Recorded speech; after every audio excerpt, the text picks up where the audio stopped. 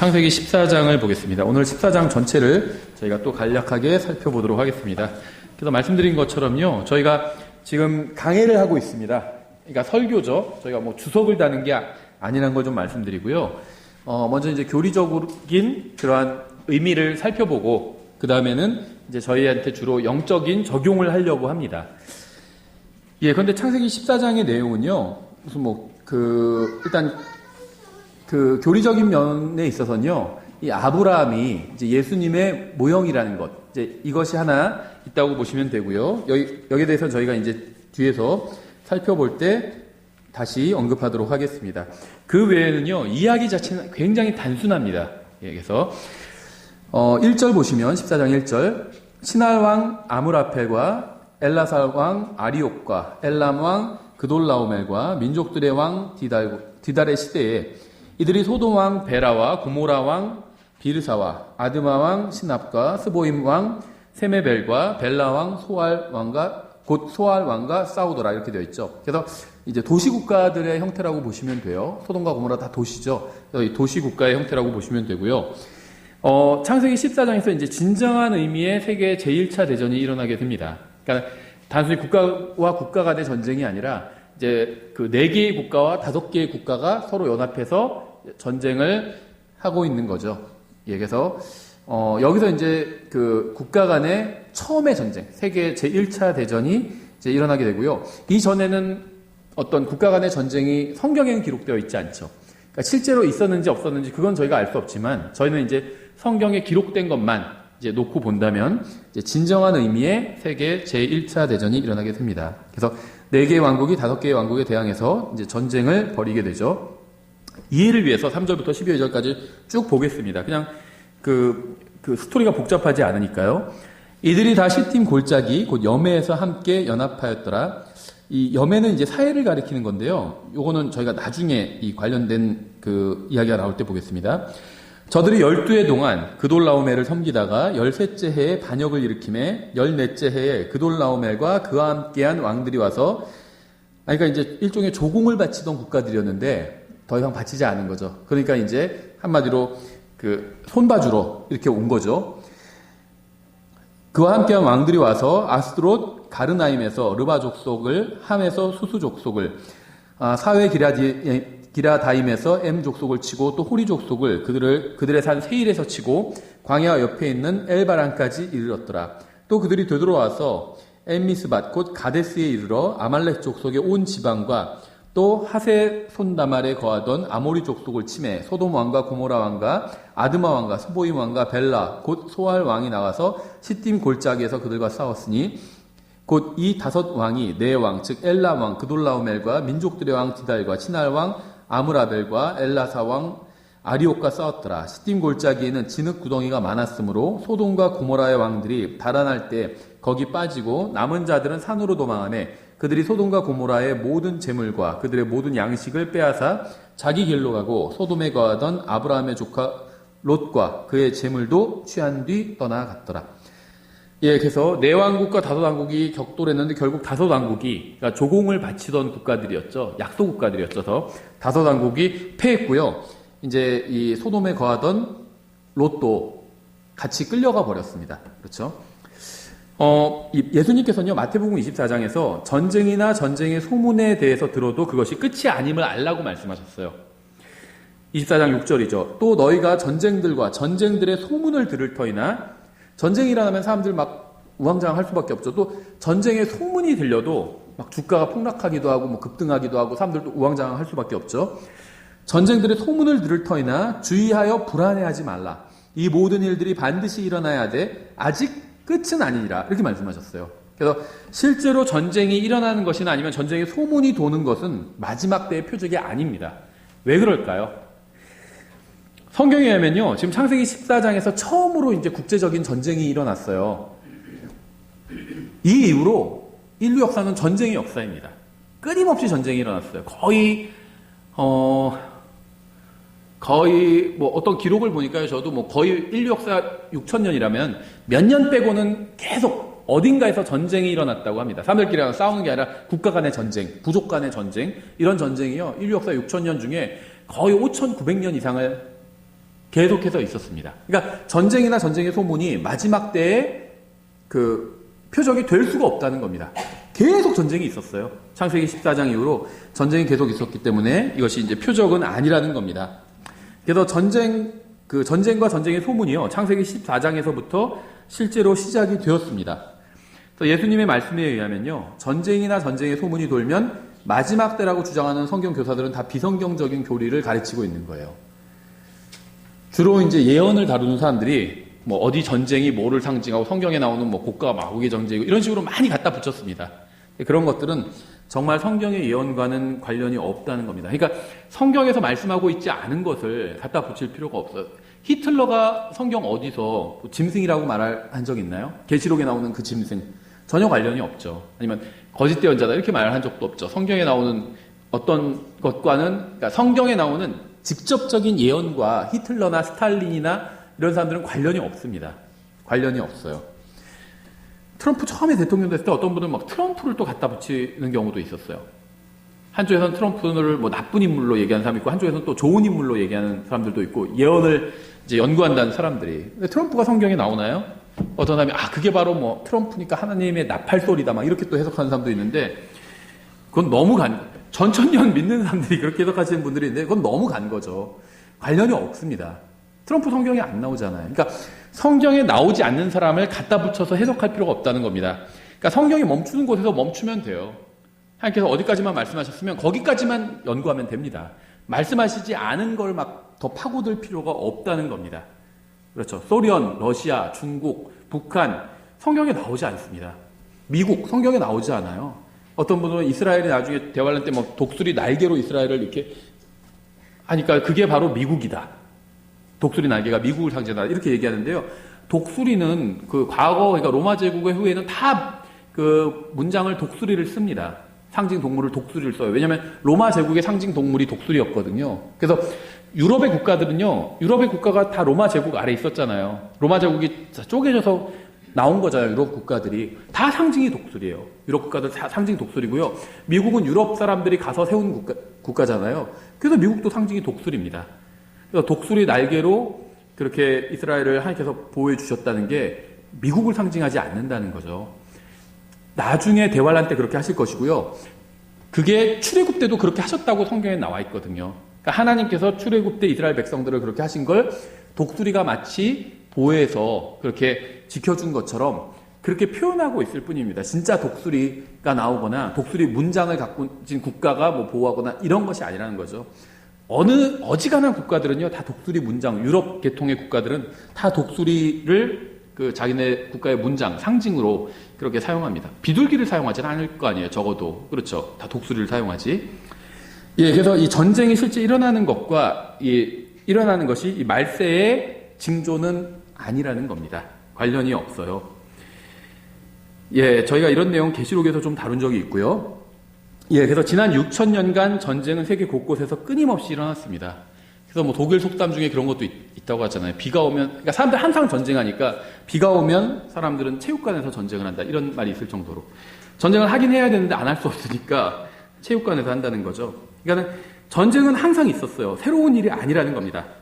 그래서요, 이러한 사실은요, 야고보서 4장 1절이 진리임을 입증하는 것 외에 아무것도 그러니까 전쟁이 일어나는 것은 전쟁이 일어났다고 해서 말세가 가깝다 이렇게 생각할 필요가 없다는 겁니다. 항상 있었어요, 전쟁은.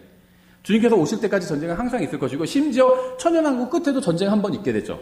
바로 끝나긴 하지만 사탄이 마지막으로 풀려나면서 다시 한번 예수님을 싫어하는 마음을 가진 사람들의 마음을 드러내게 되잖아요. 그 사람들이 다 사탄을 따라가서 바로 다 불로 소멸당하게 되죠.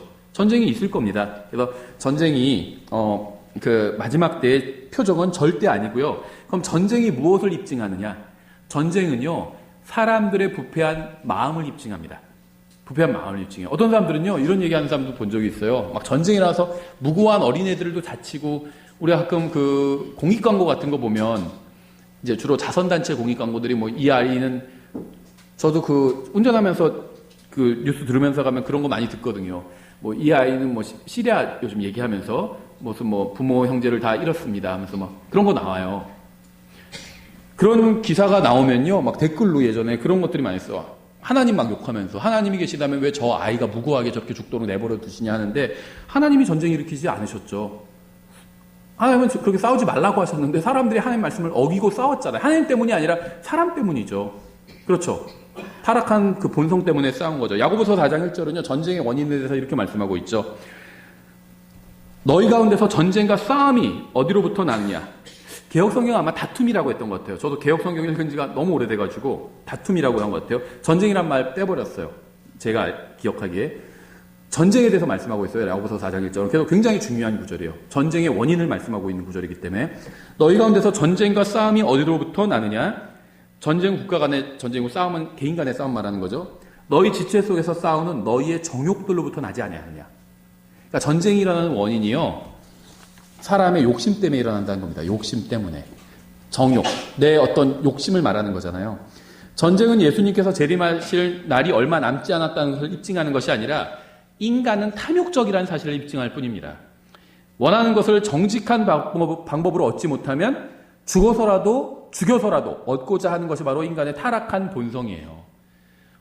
우리나라에서 기름이 별로 안 나와요. 근데 기름을 좀 많이 갖고 싶어요. 어떻게 해요? 저쪽에 보니까 기름은 많이 나오는데 힘이 없어, 사람들이. 가서 죽이는 거예요. 그 기름 우리가 차지하는 거예요. 그런 목적으로 전쟁이 일어나는 겁니다. 의로운 전쟁은 없다는 거죠. 다 국가 간의 손익 계산해보고 전쟁하죠. 그 사람들이 그 국가의, 그 지역의 사람들이 억압받고 있기 때문에 우리가 군대를 보낼 수밖에 없다. 이렇게 얘기하지만 다른 이득을 취하기 원해서 군대를 보내는 거죠. 그런 국가의 이익이 없으면요. 국회에서 비준 안 해줘요. 군대 보내지 말라고 한다는 거죠. 국가의 이익 때문에 전쟁하는 겁니다. 그렇죠. 개인의 이익 때문에 싸우는 것이고 국가의 이익 때문에 다른 국가는 어떻게 되든 우리가 이익 챙기려고 전쟁을 하는 거예요. 다른 이유는 없습니다. 세계대전, 한국전쟁, 베트남전쟁, 캄보디아 전쟁, 걸프전쟁 이런 것들은요. 예수 그리스도의 재림이나 말세의 징조와는 아무 관련이 없어요. 세계대전이 일어나고 나서 그때도 성경 엉터리로 가르치는 사람은 봐라 세계적으로 큰 세계대전이 일어나서 이제 종말이 왔다 막 이렇게 가르쳤어요. 히틀러가 적그리스도다 이렇게 가르쳤습니다. 그리고 나서 지금 70년, 80년이 흘렀잖아요. 그러니까 그런 것들은 말세 징조와는 관련이 없다는 겁니다. 예수님께서 관련 없다고 하셨어요. 끝은 아니라고 하셨습니다. 그러니까 그런 거에 흔들릴 필요가 없다는 거예요. 이런 것들은요 다 인간의 탐욕의 결과일 뿐이에요. 6.25 전쟁도 누군가의 탐욕 때문에 일어난 겁니다. 캄보디아 전쟁, 걸프 전쟁 다 마찬가지예요. 누군가의 탐욕 때문에 일어난 거예요. 남의 땅 차지하고 싶어가지고 아니면 남의 땅에 있는 기름이나 자원이나 차지하고 싶어가지고 그래서 전쟁을 일으킨 거예요. 롯은요 소돔과 고모라에 속한 사람이 아니었습니다. 그렇죠. 그러니까 소돔, 고모라, 그 다음에 이집트는 세상을 상징합니다. 성경에서. 롯은 하나님의 백성이었어요. 그래서 지난번에도 말씀드렸죠. 아브라함은 구원받은 사람인데 영적인 그리스도인을 상징하고요. 신약으로 보자면 롯은 구원받았지만 세상적인 그리스도인을 상징합니다. 그렇죠? 롯은 하나님의 백성이었습니다. 하지만 그가 세상 사람들과 함께하자 그들과 함께 고난을 받게 되었습니다. 그는 세상에 속하지 않았지만 세상과 연합했어요. 그러자 이 세상에서는 세상과 함께 심판을 받았습니다. 무슨 말이냐면요. 그리스도인은 예를 들면 살인을 저질렀다고 해서 아니면 도둑질을 했다고 해서 지옥에 가지 않습니다. 근데 세상에서 도둑질하면 어떻게 되죠? 걸리면 감옥에 가야 되잖아요. 그게 이제 세상과 함께 심판받는 거예요. 여기서는 심판받아야 됩니다. 그러나 죽어서는 지옥에 가지는 않아요. 그리스도인이 사람을 죽였어요. 그럼 어떻게 되죠? 세상에선 감옥에 가야 됩니다. 그게 하나님의 뜻이에요. 사람을 죽였지만 하나님께서 어떤 재판을 조작해 주셔가지고 판사의 마음을 움직여 주셔서 무죄가 떨어지게 해주십시오. 이건 하나님의 뜻을 어기는 기도입니다. 하나님의 뜻대로 하는 기도는요. 자기 형량 받고 그대로 자기가 죄 지었으면 죄값 치르는 게 그게 하나님의 뜻이에요. 무조건 자기가 육체가 안락해지고 이걸 하나님의 뜻이라고 착각하는 사람들이 있어요. 그래서 나쁜 짓을 해놓고도 하나님께서 무슨 누구의 마음을 움직여 주셔서 그걸 그냥 지나가게 해주십시오. 이렇게 생각하는 사람들이 있습니다. 그건 하나님의 뜻이 아니에요. 하나님의 뜻은 뿌린데도 거두는 거고요. 죄가 있으면 벌을 받는 게 하나님의 뜻입니다.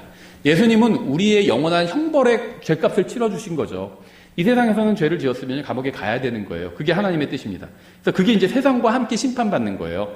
하지만 죽어서 지옥에 가지는 않죠. 왜냐하면 나의 죄값을 하나님 앞에서 치러야 되는 나의 죄값은 예수님께서 십자가에 위해서 치러주셨거든요.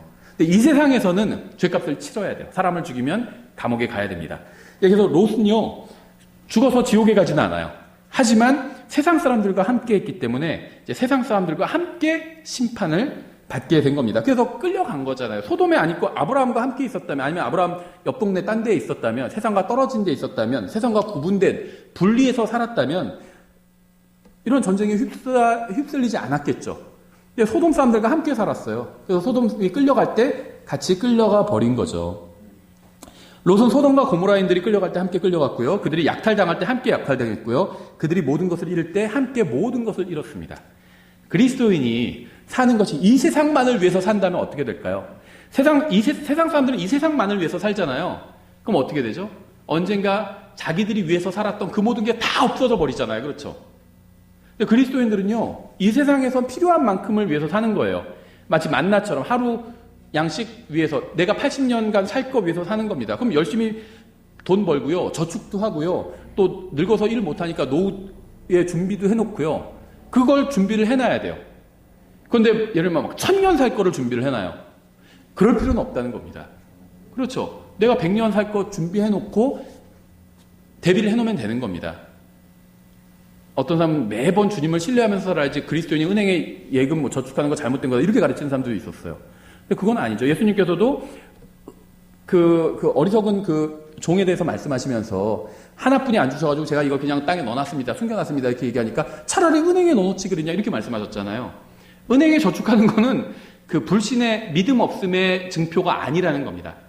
은행에 저축 왜 하죠? 미래를 위해서 하는 거잖아요. 미래를 준비하는 건 현명한 거예요. 그래서 세 가지 이유로 우리가 돈을 번다고 말씀드렸죠. 가정을 위해서 돈을 벌고요. 다음에 교회를 위해서 돈을 봅니다. 헌금을 내죠. 가정을 위해서 또 가정 운영하기 위해서 내가 돈을 쓰고요. 그 다음에 국가를 위해서 돈을 버는 겁니다. 그래서 세금을 내는 겁니다. 그것은. 그렇죠. 사회를 위해서 돈을 쓰는 거예요. 이게 세 가지를 위해서 써야 되고요. 가정을 위해서 할 때도 저축을 해놔야 됩니다. 가정을 위해서 다 써버리는 게 아니라 가정의 미래를 위해서 또 저축하는 거죠. 이건 성경적인 겁니다. 예수님께서도 은행에 맡겨놓으라고 말씀하셨기 때문에 은행에 돈을 맡기는 게 잘못된 얘기는 아니라는 거죠. 예, 그래서 이 롯은요, 세상 사람들과 같은 구원받았지만 세상 사람들의 가치관으로 살았습니다. 세상을 위해서 살았어요. 그래서 세상이 모든 걸 잃을 때 큰 왕자 심판석에서 모든 걸 잃어버렸죠. 세상은. 세상 사람들이 추구하던 게 다 없어져 버리잖아요. 롯도 근데 그걸 같이 추구했기 때문에 세상이 심판받을 때 다 잃어버린 겁니다. 구원받은 사람이지만. 그렇죠. 영혼을 위해서 살지 않았던 거예요, 롯은. 구원받았다는 것은요, 죽어서 하늘나라에 간다는 걸 의미합니다. 그것만 의미해요. 예수님을 믿고 구원받았다는 건 죽어서 가는 영원한 장소가 변한 겁니다. 지옥이 아니라 하늘나라로 변했다는 것. 그거 하나만 바뀐 것이고 나머지는 바뀐 게 전혀 없습니다. 자기가 이 세상에서 세상적으로 살면요, 그리스도의 심판석에서는 아무런 상급도 받지 못할 거예요. 자동으로 이루어지는 건 아니라는 거죠. 구원받았다고 해서 자동으로 영적인 삶을 살게 되는 건 절대 아닙니다. 아무리 구원받았다 하더라도요, 이 세상에서는 구원받지 못한 사람처럼 살다가 갈 수도 있습니다. 롯이 그랬죠. 하나님의 백성이지만 소돔 사람들과 같이 살았어요. 나중에 보면요, 뒤에 이제 동성연애자들이 롯 집에 쳐들어와가지고 얘기할 때 롯이 그들에게 형제여 이렇게 얘기합니다. 형제라고 부릅니다. 영적인 형제였던 거예요. 세상 사람들과. 잘못된 거죠, 굉장히. 세상 사람처럼 살면서 하나님을 미워하는 사악한 자들과 어울리다가 그들과 함께 인생을 완전히 낭비해 버릴 수도 있는 겁니다. 그리스도인도, 구원받은 사람도, 롯처럼. 그렇죠? 예, 계속해서 13절부터요, 끝까지 다 한번 24절까지 읽어보겠습니다. 이해를 위해서. 한 사람이 도피하여 히브리 사람 아브라함에게 고하니 이는 그가 아모리 족속 마므레의 평야에 거하였기 때문이더라. 마므레는 에스골의 형제요 또 아넬의 형제더라. 이들이 아브라함과 동맹을 맺었더라. 아브라함이 자기 형제가 포로가 되었다는 것을 듣고 자기 집에서 태어나 훈련을 받은 종 318명을 무장시켜 단까지 그들을 쫓아가서 그들을 대적하려고 밤에 직접 자기와 자기 종들을 나누어 그들을 치고 다마스쿠스 왼쪽에 있는 호바까지 그들을 쫓아가서 모든 재물을 되찾아오며 또 자기 형제 롯과 그의 재물과 또 여인들과 사람들도 되찾아왔더라. 리딤, 구속한 거죠. 되찾아온 거예요. 그가 그돌라오멜과 또 그와 함께한 왕들을 사륙하고 돌아올 때 소돔 왕이 사회 골짜기 곧 왕의 골짜기에 나와 그를 맞이하였고 살렘 왕 멜기세덱이 빵과 포도즙을 가지고 나왔는데 그는 지극히 높으신 하나님의 제사장이었더라. 그가 아브라함을 축복하여 이르되 하늘과 땅의 소유주 되시는 지극히 높으신 하나님의 아브라함에게 복이 있을지어다. 내 원수들을 내 손에 넘겨주신 지극히 높으신 하나님을 찬송할지어다 하며 그가 모든 것의 10분의 1을 그에게 주니라. 소돔 왕이 아브라함에게 이르되 사람들은 내게 주고 재물은 내가 취하라 하매 아브라함이 소돔 왕에게 이르되 내가 하늘과 땅의 소유주 되시는 지극히 높으신 하나님 곧 주께 내 손을 들어 맹세하였노니 이것은 내가 이르기를 내가 아브라함을 부자로 만들었다 할까 염려하여 내게 속한 것은 시로락이 하나나 신발끈 하나라도 내가 취하지 아니하려 함이라. 다만 청년들이 먹은 것과 나 함께 간 사람들 곧 아넬과 에스골과 마므레의 몫은 예외이니 그들이 자기 목을 취할 것이니라 하니라. 예, 창세기 14장 전체를 이제 다 읽었는데요. 여기서 벌어진 사건은 굉장히 단순합니다. 복잡하진 않아요. 무슨 일이 일어났는지 누구나 쉽게 이해할 수 있는 사건이에요. 쳐들어와가지고 모든 걸 다 약탈해 가는데 아브라함이 가가지고 다시 그걸 다 찾아온 거죠. 롯과 그의 가족은요, 전쟁에 휘말려서 이제 포로로 끌려갔었죠. 아브라함이 318명을 이끌고 참전합니다.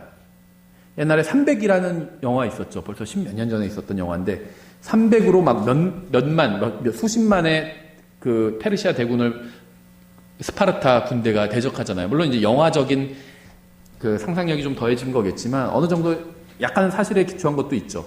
뭐 허구가 더 많긴 하지만 여기서 모티브를 따온 것 같아요. 318명을 데리고 내 왕국, 도시국가긴 하지만 과 전쟁을 벌인 겁니다.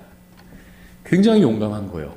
300명 조금 넘게 는 무리를 가지고 4개의 도시국가, 왕들과 싸우러 나간 겁니다. 그들은 롯과 그의 가족을 비롯해서 빼앗긴 것들을 다 되찾아왔어요. 그래서 멜기세덱이 등장해서 아브라함을 축복하고요. 아브라함은 그에게 이제 11조를 바쳤습니다. 소돔 왕은 전쟁을 승리로 이끈 아브라함에게 보상을 주고 싶었어요. 그래서 이 아브라함이 가서요, 이 5개의 국가가 털린 것들을 다 찾아온 겁니다. 그래서 아브라함이 그 물건을 그대로 다 그 잃어버린 국가들한테 나눠준 거예요. 돌려준 거예요. 그러니까 이 소돔 왕이 우리 거를 네가 찾아줬으니까 사람까지 찾아줬잖아요. 포로로 끌려간 가족들까지 찾아줬으니까 가족은 우리 가족이니까 데리고 가고 물건은 네가 다 가져라. 그렇게 제안을 한 겁니다. 보상을 주고 싶었던 거죠. 그런데요, 아브라함은 소돔 왕이 그 주는 보상을 거절했어요. 왜냐면요, 하나님께로부터 보상을 받고 싶었기 때문에 이 소돔 왕의 제안을 거절한 겁니다. 소돔은 세상을 상징하죠. 세상이 주는 것을 거절한 거예요. 나는 하나님께서 주시는 보상을 받겠다. 이렇게 얘기한 겁니다. 어떤 분은요, 자기는 그리스도의 심판석이랑 이런 거 얘기하면, 자기는 하나님께서 보상 안 주셔도 돼요. 그래도 나는 주님을 위해서 살 겁니다. 이렇게 얘기하시는 분이 있는데요. 그건 속된 말로 하나님보다 더 의로운 척 하려고 하는 거예요. 하나님보다 더 의로울 필요는 없어요. 하나님께서 의로우신 만큼만 의로워도 엄청난 겁니다. 왜냐면요, 하나님께서 어떤 보상을 주시겠다고 하면 바른 태도는 뭐냐면요, 그 보상을 받기 위해서 열심을 내는 거예요. 하나님 보상을 주신다고 했지만 저는요, 그냥 하나님 사랑하기 때문에 아직 그 보상 받으려고 주님 섬기는 게 아닙니다. 안 주셔도 돼요. 이거는요, 자칫 교만한 겁니다. 자기의예요. 아버지를 공경하는 방법은 그런 게 아니거든요.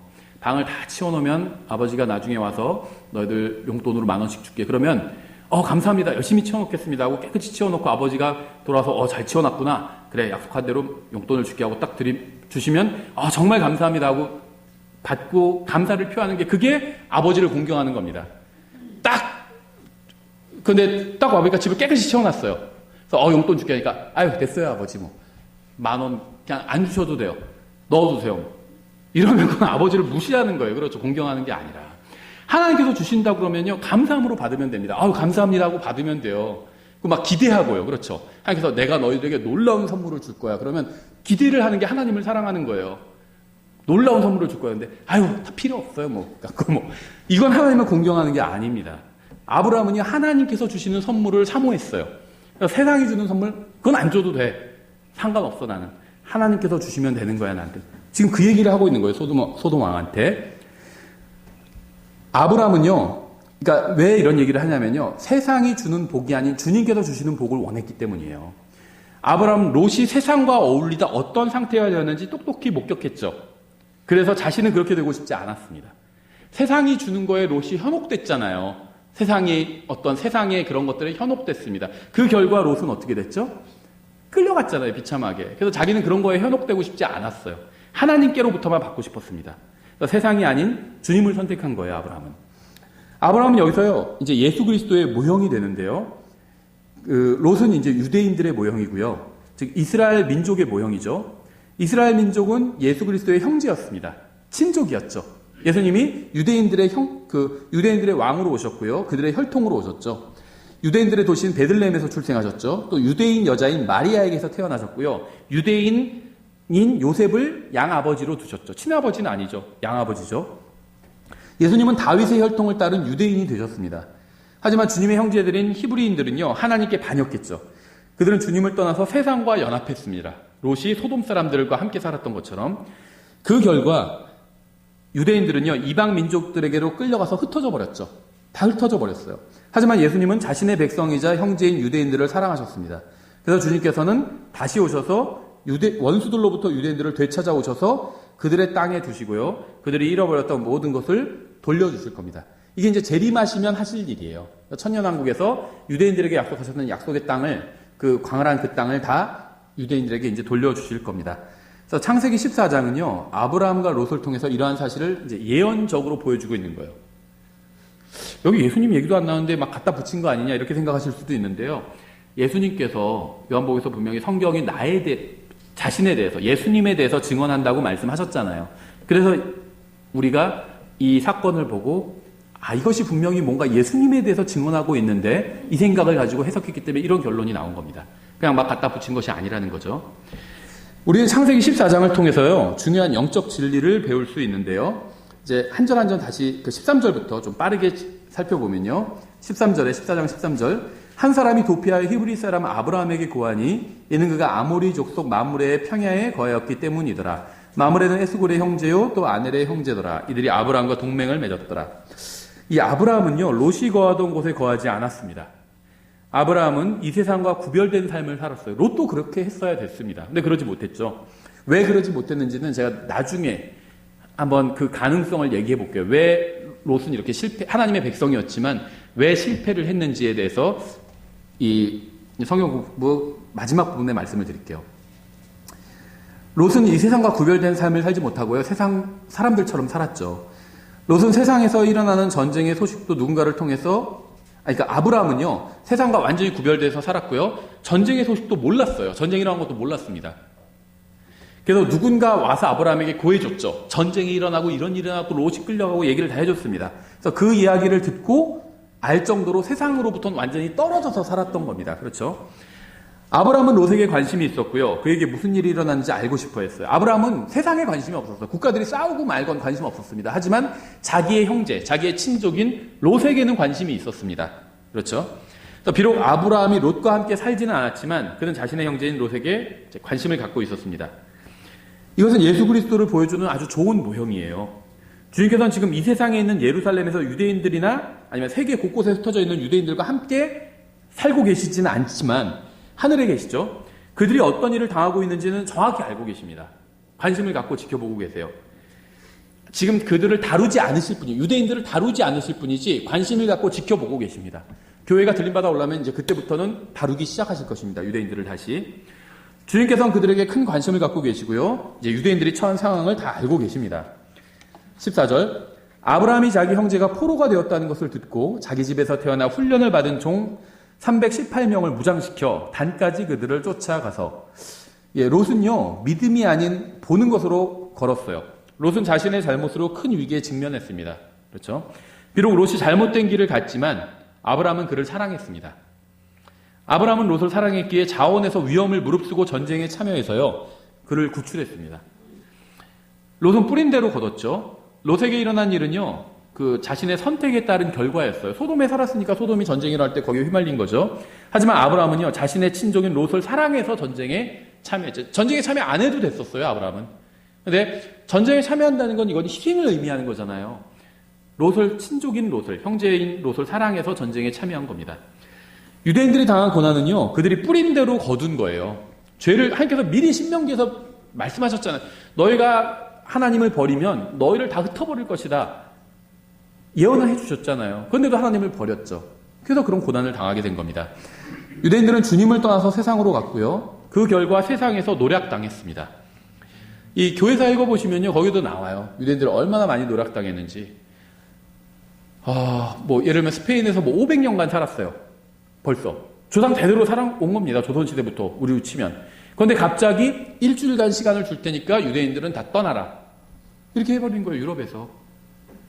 엄청난 고난을 당한 겁니다. 생각해 보세요. 우리가 조상대대로 계속 살고 있는데 갑자기 여기서 당신은 일주일 시간 줄 테니까 여기서 떠나라 한다면, 아니면 죽이겠다는 거거든요. 남아있으면. 엄청난 박해를 받았어요. 그 유대인들. 2차 대전 약과예요. 2차 대전뿐만 아니라 중세 1000년간 엄청난 박해를 받았습니다. 유대인들이. 근데 자기들이 뿌린 대로 거둔 거죠. 근데 그들의 죄도요, 그들을 향한 주님의 사랑을 바꾸지는 못했습니다. 이러한 점에 있어서 아브라함은 예수 그리스도의 모형인 거예요. 이 14절에서요, 318명의 훈련을 받은 종들이 나오는데요. 이들은 아브라함의 일종의 재산이었죠. 아브라함의 종들이었기 때문에. 또 아브라함의 안전을 지켜주는 개인 경호원들이었습니다. 고대이기 때문에 이 시대에는 어떤 지금처럼 어떤 국가 경찰력이 이렇게 안전을 보장해 주는 게 아니잖아요. 그러니까 자기 군대, 개인 군대, 부자들은 또 개인 경호원이 있을 수밖에 없어요. 자기 개인 경호원들이었습니다. 그렇죠. 이 종들은. 이들이 죽거나 다치면요, 아브라함의 안전도 보장받을 수 없는 상황이에요. 재산이 많았어요, 아브라함은. 그래서 롯과 헤어졌던 거죠. 재산이 양떼랑 이 가축대가 너무 많아서. 이 재산을 지키기 위해서 경호원들이 필요했어요. 이 경호원들을 이끌고 참전한다는 건 도시국가였지만 국가를 대항해서 전쟁에 들어간다는 거는, 이거는 자칫 잘못하면 그러니까 자기 그 가문도 완전히 정말 몰살당할 수 있는 그런 각오를 했던 거예요. 하지만 아브라함은요, 아무 망설임 없이 이들을 끌고 즉시 참전했죠. 롯과 그의 가족을 구출하러 참전을 했습니다. 예수님께서는요, 셋째 하늘의 모든 영광을 뒤로하시고 이 세상에 오셔서 우리를 위해서 십자가에서 죽어주셨죠. 그것처럼 다시 한 번 더 십자가에 달리진 않으시지만 셋째 하늘의 모든 영광을 뒤로하시고 이스라엘 백성, 자신의 백성을 구출하시러 재림하실 겁니다. 그렇죠? 영광으로 가득 찬 셋째 하늘을 뒤에 두고 전쟁과 탐욕과 모든 죄로 가득 찬 이 세상에 자신의 백성을 되찾기 위해서 오실 거예요. 창세기 14장은요, 이 14장에 나온 아브라함은 재림하실 예수님의 모형입니다. 이 창세기 14장에서 아브라함에게는요, 아무런 문제가 없었습니다. 안락하게 살았어요. 그렇죠. 전쟁에서도 피해 있었고, 전쟁의 영향이 미치지 않는 안전한 곳에 거했죠. 그에게는 많은 종들이 있었고요. 안락한 집과 음식이 있었고, 가축도 많이 있었습니다. 그는 그곳에서 평안하게 지냈어요. 하지만 그는 그 모든 것을 뒤로하고 롯을 구출하기 위해서 떠났습니다. 롯은 그러한 호의를 받을 자격이 없었지만 아브라함은 롯을 사랑했어요. 예수님께서도 주님의 사랑을 받을 자격이 없는 유대인들을 위해서 재림하셔서 자신이 선택하신 백성을 구출해 내실 겁니다.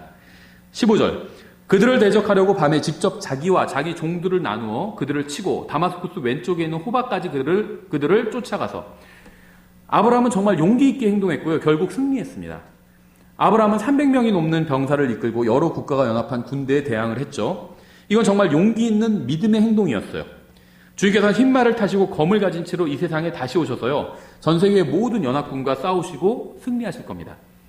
잠언 28장 1절, 사악한 자들은 쫓아오는 자가 없어도 도망하나 의로운 자들은 사자같이 담대하니라. 사자같이 담대하게 이렇게 승리하셨죠. 정말 주님을 따랐던 사람들도요, 그 교회사나 아니면 팍스의 순교사 노트 같은 걸 보면요, 정말 담대하게 주님을 위해서 정말 자기의 믿음을 버리지 않는 사람들의 이야기가 굉장히 많이 나와요. 폭스의 순교사 노트를 보면 원형 경기장에서 정말 그 사자 밥이 되면서도 담대하게 도망가지 않고 그렇게 그 죽음을 맞이했습니다. 주님께서도 담대하게 이 세상으로 오실 거예요. 아브라함도 주님을 믿는 사람이었죠.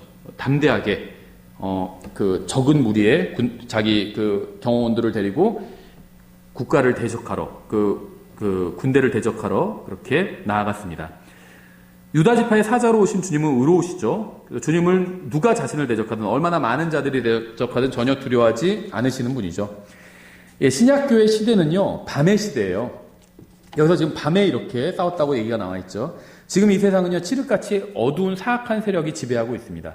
이 세상에서 이상한 일이 일어났다고 해서 너무 놀랄 게 없어요. 와, 이제 막 국가에서 뭐 동성연애 장려한다. 그게 이제 세계적인 추세입니다. 그러니까 우리도 거기에 뭐 그냥 허용해야 된다 이런 얘기를 하는 건 아니에요. 반대해야 되죠. 근데 그게 추세예요. 근데 너무 이상하게 여길 필요가 없다는 겁니다. 그게 과거에도 그랬어요. 소돔과 고모라 동성연애 많이 했잖아요. 이게 새로운 죄가 아니에요. 놀랄 필요가 없다는 겁니다. 밤의 시대, 어둠의 시대고 놀랄 필요가 전혀 없어요. 예, 교회를 이루는 그리스도인들은요, 하늘의 별과 같은 존재들이에요. 그러니까 달이 해를 반사해서 세상의 빛을 비추듯이 새벽별이 떠오르는 것 같은 휴거가 일어나기 전까지는, 그러니까 이제 새벽별이 떠오르는 게 성경에서 이게 휴거를 상징해요. 해가 떠오르는 건 예수님의 재림을 상징합니다. 그래서 휴거가 일어나기 전까지 교회는요, 예수 그리스도의 빛으로 세상을 비춰주는 빛이에요. 우리는 빛이 없습니다. 우리 자체는 빛을 발할 수가 없어요. 어떻게 빛을 비추냐? 예수님의 빛을 반사하는 겁니다, 우리가. 예수님의 빛을 세상에 비춰줘야 돼요. 재림은 해가 뜨는 것과 같다 말씀드렸죠. 말라기 4장 2절. 그러나 내 이름을 두려워하는 너에게는 의의 해가 자기 날개들 안에 병 고치는 능력을 가지고 떠오르리니 너희가 나아가서 외양간에 소나지들 같이 자라리라. 재림에 관한 문맥이에요. 예, 주님께서 이 말라기 4장 전체가 재림에 관한 문맥입니다. 예, 주님께서는 대환란의 끝에 아침 해같이 오셔서 이제 자신의 백성을 구출하시고 그들을 회복시켜 주실 겁니다. 16절. 모든 재물을 되찾았으며 또 자기 형제 룻과 그의 재물과 또 여인들과 사람들도 되찾아왔더라. 아브라함의 승리는요, 이게 용기 있는 승리였을 뿐 아니라 완벽한 승리였어요. 아브라함은 모든 원수를 물리쳤고요, 잃어버린 모든 것을 되찾아왔습니다. 성경은 주님께서 재림하시면요, 이스라엘 전체를 회복하실 것이라고 말씀하고 있어요. 로마서 11장 26절부터 27절이죠. 그리하여 온 이스라엘이 구원을 받으리라. 이것은 기록된 바 시온에서 구출자가 나와 야고보에서 경건치 아니한 것을 돌이키리니 내가 그들의 죄들을 제거할 때 이것이 그들을 향한 내 언약이니라 함과 같으니라. 이 구절을 이제 오해해가지고요, 어떤 사람들은요, 이제 세대주의, 전천년주의 하는 사람들의 이런 이스라엘 사람은 다 구원받는다고 가르친다. 나쁘게 살고 예수님 안 믿고 그래도 이스라엘 사람들 다 구원받는다고 가르친다. 이렇게 주장하는데요. 그거는 세대주의가 뭔지를 몰라서 그렇게 비평하는 겁니다. 우리나라 사람들이 그렇게 우리나라는요, 세대주의, 그러니까 미국에서도 다 그런 건 아니지만 세대주의 반대편에 있는 그 신학자들, 언약신학이나 이런 쪽인데 세대주의가 뭘 가르치는지 대충 알아요. 우리나라에서는요, 세대주의 뭔 가르치는지 언약신학 하시는 분들이 몰라요. 세대주의가 뭔지도 몰라요. 그냥 이단 아니냐? 이렇게 생각합니다. 칼빈주의 아니면 다 이단이라고 생각하는 거나 똑같아요. 온 이스라엘이 구원을 받으리라는 건요, 이 문맥을 봐도 나오고요, 성경 여기저기를 봐도 나오고요, 남은 자들을 말하는 겁니다. 남은 자들. 대환란 때 유대인들은요, 두 부류로 나뉘게 되죠. 한 부류는 배교에서 적그리스도와 연합해버립니다. 이 사람들 다 심판받게 돼요. 구원 못 받습니다, 이 사람들은. 한 부류는 적그리스도와 거래를 하지 않고 이제 그 셀라페트라로 도망가게 되죠. 남아있는 유대인들입니다. 14만 4천 명의 유대인들은 하나님의 특별한 인을 맞았기 때문에 특별한 능력으로 보호받죠. 짐승의 표가 없어도 먹고 살 수 있어요, 이 사람들은. 그래서 이 사람들은 하나님의 말씀을 증언합니다. 도망가지 않고. 그런데 이제 예수님께로 돌아온 유대인들은 짐승의 표를 받지 않으면, 이 사람들은 인을 받지 않았거든요. 그래서 짐승의 표를 받지 않으면 상거래를 할 수가 없고 굶어 죽을 수밖에 없잖아요. 셀라페트라로 도망가게 되고 그 광야에서 다시 하나님께서 출애굽때 있었던 일을 재현하시게 되죠. 그래서 다시 만나를 내려서 먹고 바위에서 물이 나와서 이제 살 수 있게 됩니다. 그래서 광야에서 유대인들이 있게 되는데 이 사람들이 바로 이스라엘의 남은 자들이에요. 그래서 이 남은 자들이 구원을 받는다는 겁니다. 그래서 이스라엘 민족 전체가 그러니까 배교한 자들은 다 죽임을 당해요. 그럼 남은 자들이 이스라엘 전체가 되죠. 그래서 이게 온 이스라엘이 구원을 받는다는 게 이 말이에요. 혈통적으로 유대인이면 다 구원받는다, 이런 말이 절대 아니라는 거죠. 그래서 주님께서 재림하시는 날에 이스라엘 민족은 한 사람이 다시 태어나는 것처럼 구원받게 됩니다. 그래서 이스라엘은 단순히 원수들에게서 구출될 뿐 아니라 주님께서 그들의 조상들에게 약속하신 약속의 땅에 평안히 거하게 될 것입니다. 그래서요, 자꾸 1948년에 이스라엘이 독립한 거 가지고 이스라엘이 회복됐다, 예언의 성취다, 이렇게 가르치는 사람들이 있는데요.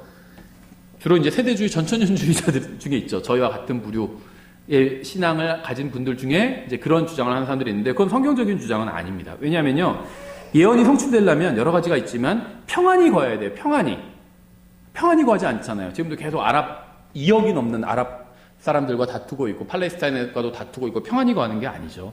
그래서 예언의 성취와는 전혀 관련은 없어요. 그냥 어떤 전족격으로는 볼 수 있겠죠. 그렇지만 예언의 성취와는 관련이 없어요. 이런 거나 비슷해요. 어떤 모의고사 봤더니 시험 좀 잘 나왔더라, 이거예요. 실제 시험에서 못 볼 수도 있죠. 잘 볼 수도 있고. 나중에 주님께서 오셔서 회복시켜줘야 그게 이제 실제 시험인 겁니다. 지금은 모의고사 잘 본 거예요. 그냥 관련이 없다는 겁니다. 크게는.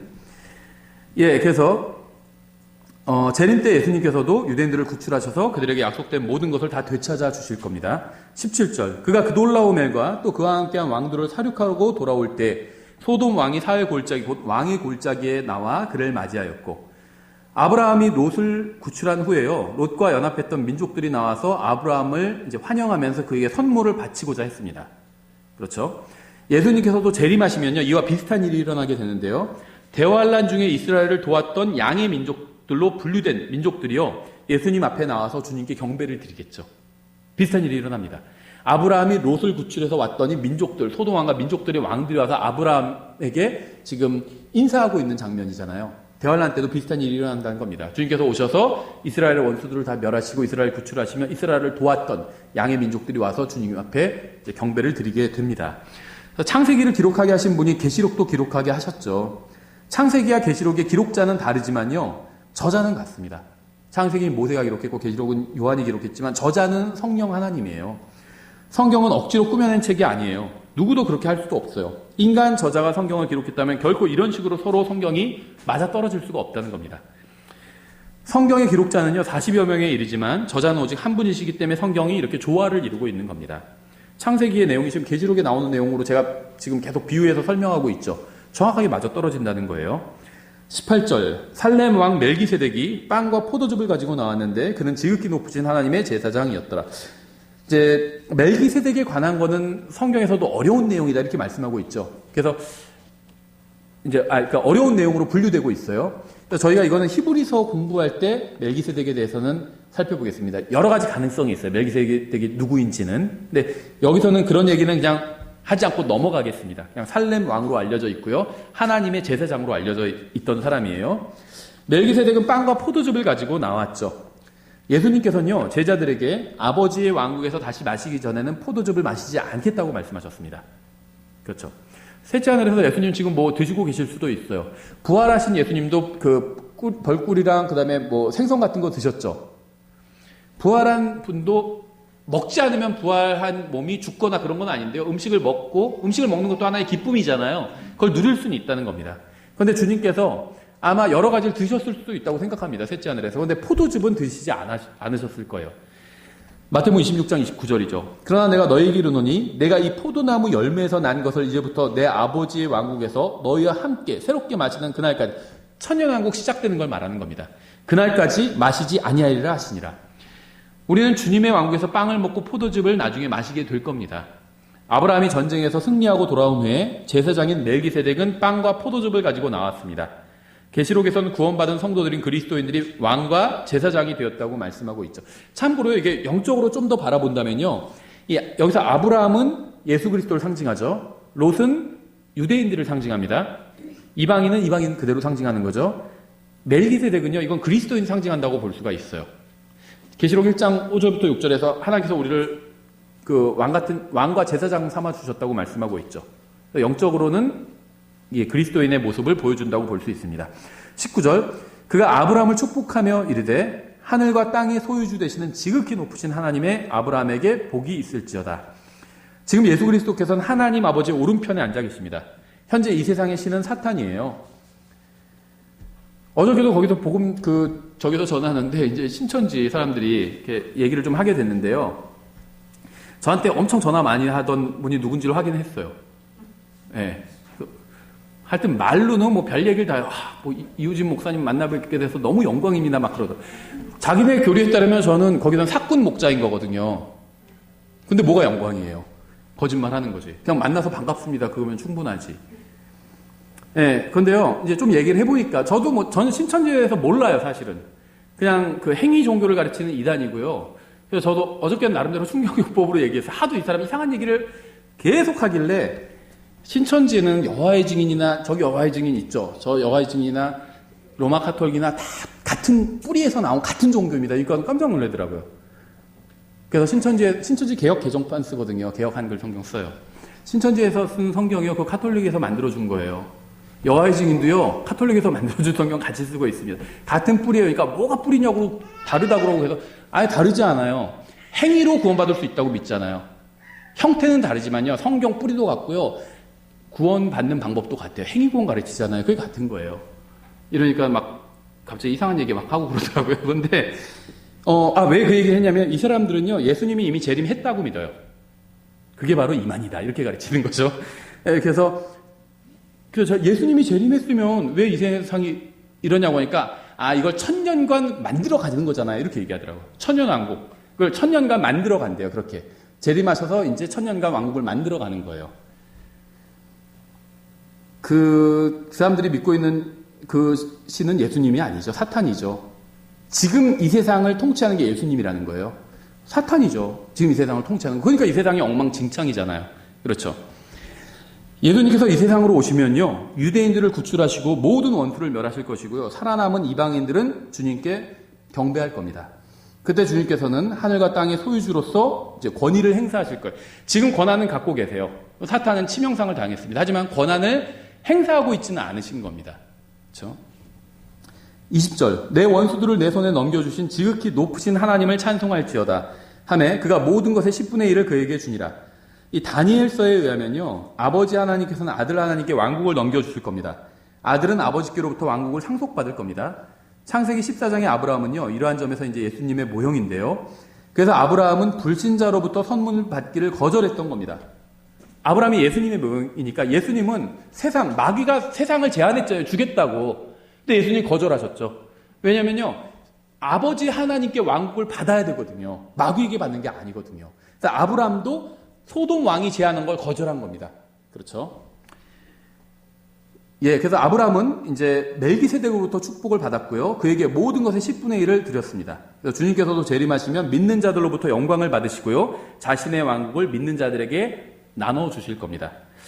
21절부터 끝까지 소돔 왕이 아브라함에게 이르되 사람들은 내게 주고 재물은 내가 취하라 하매 아브라함이 소돔 왕에게 이르되 내가 하늘과 땅의 소유주 되시는 지극히 높으신 하나님 곧 주께 내 손을 들어 맹세하였노니 이것은 내가 이르기를 내가 아브라함을 부자로 만들었다 할까 염려하여 내게 속한 것은 시로라기 하나나 신발끈 하나로도 내가 취하지 아니하려 함이라. 다만 청년들이 먹을 것과 나와 함께 간 사람들 곧 아넬과 에스골과 마므레의 몫은 예외이니 그들이 자기 몫을 취할 것이니라 하라. 이 구절을 읽으면서 전 그런 생각이 들었어요. 어떤 분이 자주 하시는 말씀이 있는데 지금은 주님께로 가신 오랫동안 사역을 하셨던 목사님인데요, 성경에는 없는 말이지만 굉장히 성경적인 말씀을 자주 하셨었어요.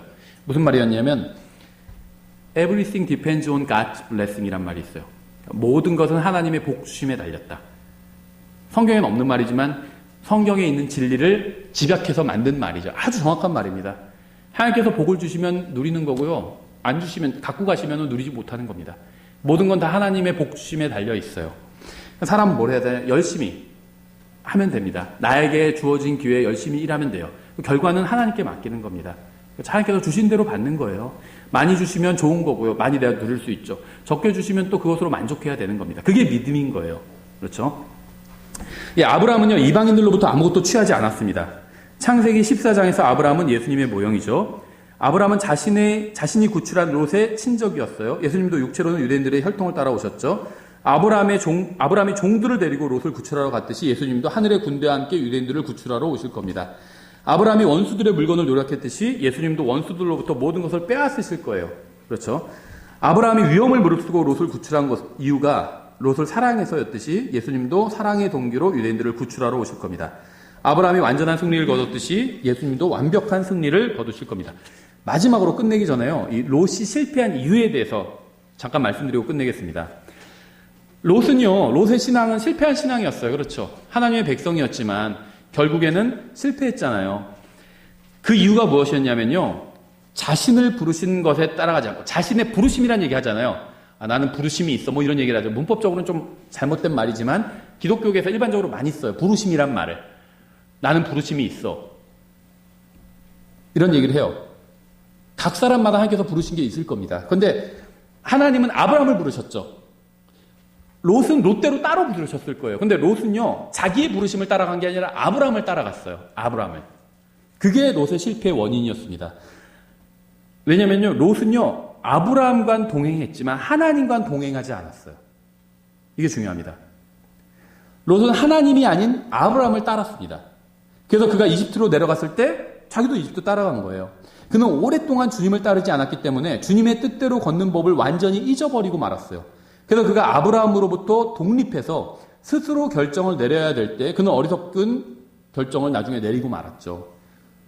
아브라함을 따라다닐 때 좋았어요. 영적인 사람 따라다니면 나쁘지 않습니다. 믿음 좋은 사람 따라다니면 나쁜 건 아니에요. 근데 자기가 혼자 결정을 내려야 될 때가 있어요. 아브라함이 그렇게 얘기를 한 거잖아요. 이제 네가 결정해서 우리가 서로 재산 많으니까 서로 여기서 찢어지자 이렇게 얘기했을 때 영적인 결정을 내리는 법을 몰랐어요. 항상 사람만 보고 따라다녔거든요. 아브라함만 보고 따라다녔어요. 아브라함이 죄질 때 같이 자기도 죄지었고요. 그렇죠. 이집트로 갈 때 자기도 같이 이집트로 갔잖아요. 자기 혼자 결정을 내려야 할 때 어떻게 결정을 내려야 되는지를 몰랐던 겁니다. 그래서 어리석은 결정을 내린 거예요.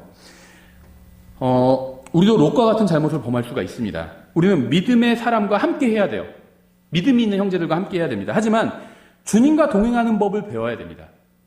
왜냐하면 그 형제들이 항상 나와 함께 있는 것은 아닐 수 있거든요. 형제 자매와 함께 하고요. 목사와 함께 하는 것 좋은 겁니다. 하지만 주님과 동행하는 법을 배워야 돼요. 그래야 언젠가 주위에 아무도 없고 혼자 힘으로 인생의 중요한 결정을 내려야 할 때가 올 수도 있어요. 근데 그때 항상 사람만 따랐다면 저 형제 믿음이 좋으니까 저 형제처럼 해야지 이렇게만 했던 사람은요 결정을 못 한다는 겁니다. 롯처럼 어리석은 눈에 보이는 그런 결정을 할 수도 있어요. 근데 주님과 그러니까 저는 다른 형제 자매와 같이 있을 필요 없다 이런 얘기를 하는 게 아니라 같이 있는 거 좋아요. 근데 동시에 주님과 교제하는 법을 알아야 된다는 겁니다. 주님과 그러니까 동행하는 법을 알아야 된다는 거예요. 그래야지 인생의 중요한 순간에 누구도 대신 결정을 내려줄 수 없을 때 내가 정말 현명한 결정을 주님의 뜻에 정말 딱 맞는 결정을 내릴 수가 있다는 겁니다. 이게 이제 아브라함이 실패한 이유였을 것이라고 저는 이렇게 추정을 합니다. 예, 기도하고 마치겠습니다. 하나님 아버지, 주님께서 저희들에게 이런 좋은 믿음의 본을 보여주셔서 감사드립니다. 저에게 보여주신 이 아브라함과 이 롯의 본으로 인해서 감사드립니다. 저희가 아브라함처럼 주님과 동행하기를 원합니다. 롯처럼 저희가 이 세상에 눈에 보이는 대로 살아가지 않기를 원합니다. 주님께서 저희를 인도해 주시고 저희를 가르쳐 주시고 또 저희의 믿음을 더욱더 굳건하게 해 주시기 원합니다. 감사드리며 예수님의 이름으로 기도드렸습니다. 아멘.